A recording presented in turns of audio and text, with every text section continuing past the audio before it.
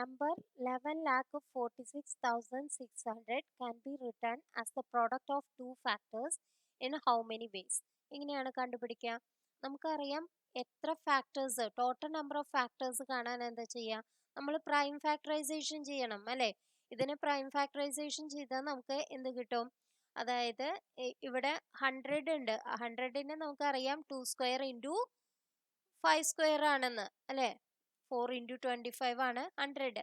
അപ്പൊ ഇത് മാറ്റി വെച്ചിട്ട് ബാക്കിയുള്ളത് നമുക്ക് ചെയ്താൽ മതി. അപ്പൊ പിന്നെ കുറച്ചും കൂടി കുറവ് സ്റ്റെപ്പുകളെ വേണ്ടി വരുള്ളൂ. 2 എടുക്കാം അല്ലേ. അപ്പൊ എത്ര വരും, 5 7 3 3 അല്ലേ. ഇനി 3 ആണ് പോവുക. അപ്പൊ എത്രയാണ്, 1 9 1 1. ഇനി എന്ത് വരും, 3 വരും അല്ലേ. അപ്പൊ എന്ത് വരും, 6 3 7. ഇനി 3 പോവില്ല, അപ്പോൾ 7 7 ആവുമ്പോൾ 9 7 63 1 7 7.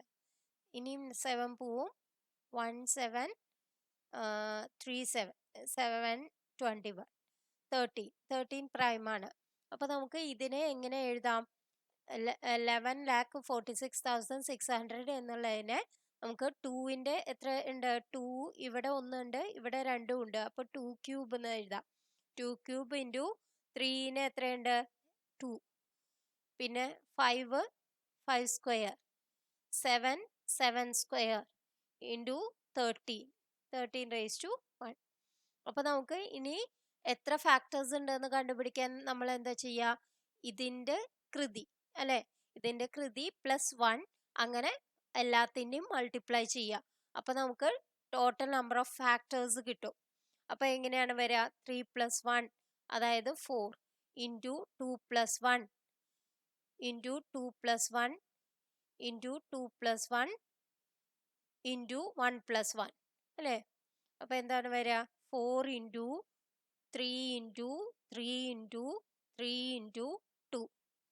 അതായത് 4 3s are 12, 12 3s are 36, 36 3s are 108, 108 into 2 എന്ന് വരും അല്ലേ. ഇൻറ്റു 2 ഞാൻ അങ്ങനെ തന്നെ നിർത്തി, കാരണം എന്താണ്, 2 ഫാക്ടേഴ്സ് ആക്കാൻ, product of 2 factors in how many vase ആണ് ചോദിച്ചേക്കുന്നത്. അപ്പൊ നമ്മൾ എന്ത് ചെയ്യണം, ഇത് ഡിവൈഡഡ് ബൈ 2 ചെയ്യണം. അപ്പൊ നമുക്ക് ഇത് ക്യാൻസൽ ചെയ്ത് കളയാം.